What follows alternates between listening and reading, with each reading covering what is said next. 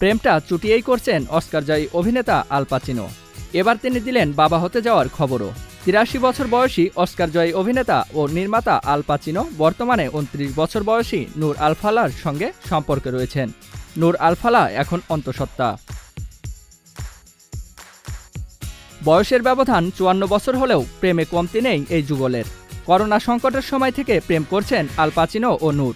২০২২ সালের এপ্রিলে এক নৈশভোজের সময়ের একটি ছবি প্রকাশ্যে আসার পর তাদের প্রেমের গুঞ্জন চাউর হয়।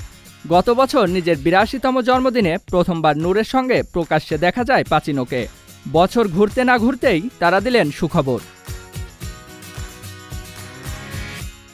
এর আগে ১৯৮৮ সালে জ্যান ট্যারেন্টের সঙ্গে বিবাহ বন্ধনে আবদ্ধ হন এই হলিউড অভিনেতা।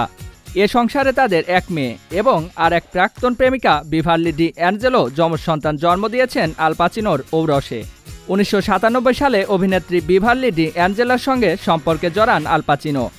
সেই সম্পর্ক বেশি দিন টেকেনি। ২০০৩ সালে বিচ্ছেদ হয় তাদের। তারপর দ্য গডফাদার সিনেমার সহশিল্পী ডায়ন কিটনের সঙ্গে সম্পর্কে যান পাচিনো। জনপ্রিয় সিনেমাটির ৩য় পর্ব তৈরির পর এ সম্পর্কও ভেঙে যায়। তারপর আরও কয়েকজনের সঙ্গে সম্পর্ক ছিল তার। নূর পেশায় একজন চলচ্চিত্র প্রযোজক। তিনি লস অ্যাঞ্জেলেসে বড় হয়েছেন। তার বাবা কুয়েতি হলেও মা আমেরিকার বাসিন্দা। চলচ্চিত্র প্রযোজক হিসেবে কর্মজীবন শুরু করার আগে তিনি UCL school of film and television বিষয়ে পড়াশোনা করেছেন।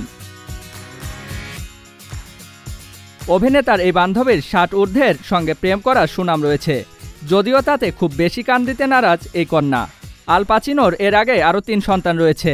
নূরের যে সন্তান পৃথিবীতে আসতে চলেছে সেদিক থেকে দেখলে চতুর্থবার পিতৃত্বের স্বাদ পেতে চলেছেন অভিনেতা।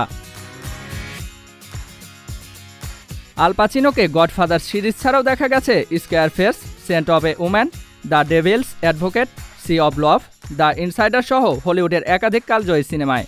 এছাড়াও হলিউডে তৈরি হতে চলা মোদি বায়োপিকেও থাকবেন এই অভিনেতা। জিয়াউল ইসলাম, মহাজন আইটি।